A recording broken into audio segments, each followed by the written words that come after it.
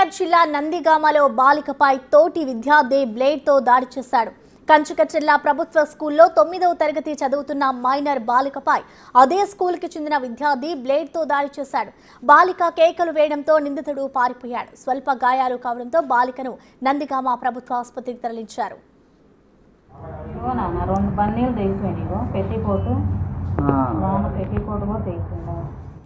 Night టైంలో వచ్చి తనపై అటాక్ చేశాడని బాలిక చెబుతోంది.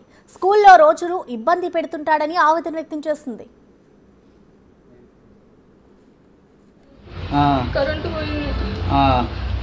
అబ్బాయి వచ్చి ఎవరని నేను లెగిసి నుంచుంటే ఆయన వచ్చి నన్ను అది గీసేసి నన్ను నెట్టేసి వెళ్ళిపోయాడు. దేంతో గీసాడు నిన్ను?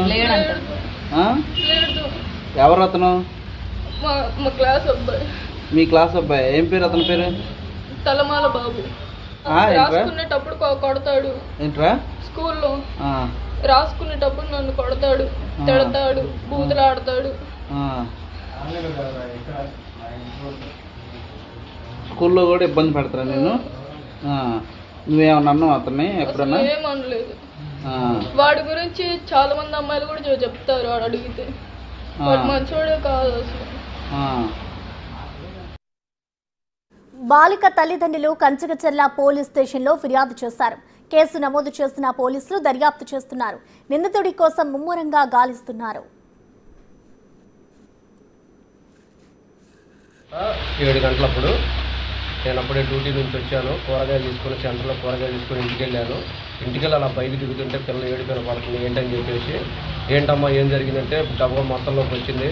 ఏంటమ్మా అంటే బన్నీ ఎవరు వచ్చి బ్లేడ్తో కోసారు బాబాయ్, పొట్ట దిగిపోయిందని చెప్పేసి ఏడుస్తుంది. ఎమ్మంటే పసుపు తీసుకొచ్చి పెట్టి వాళ్ళ అమ్మకి వాళ్ళ నాన్నకి ఫోన్ చేశాను.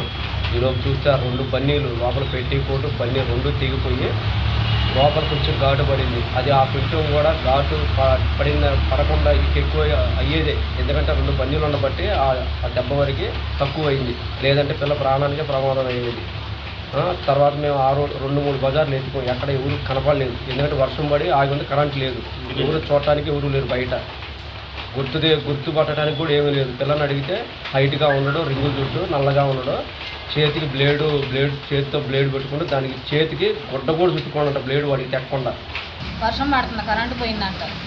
పిల్ల ఒకటి ఇంట్లో ఉండి ఫోన్ చూసుకుంటూ ఉండేసరికి ఫోన్ కట్టేసి పడుకుందని అవతల కళ్ళు మూసుకొని పడుకునేసరికి మొత్తలోకి వచ్చి నుంచున్నాడంట.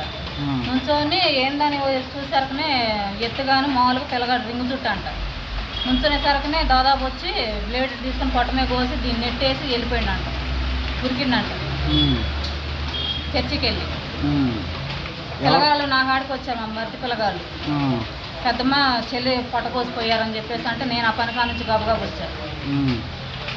ఎవరు అతను? మీకు ఏమైనా ఐడియా వచ్చిందా కోసిన అతను? నాకైతే పిల్ల ఎప్పుడు వాడి మీదే చెప్పిద్ది కంప్లైంట్ ఎక్కువ. ఫలానా అలివేలు మనోడు అంటే వాడి పేరు మనకు తెలియదు. అలివేలు మనోడు అంటది ఎప్పుడు చిన్నప్పటి కూడా. వాడి మీద మాకు డౌట్ ఉంది. ఇంకా ఇదైతే రేపు రిపోర్ట్ అయ్యింది. అదే పేకపోతే పేక్ కట్ చేస్తే ఏంది పరిస్థితి? మేము రోజు పనులకు వెళ్ళేవాళ్ళం, మేము కాపలా ఉంటాం ఇప్పుడు పిల్ల దగ్గర.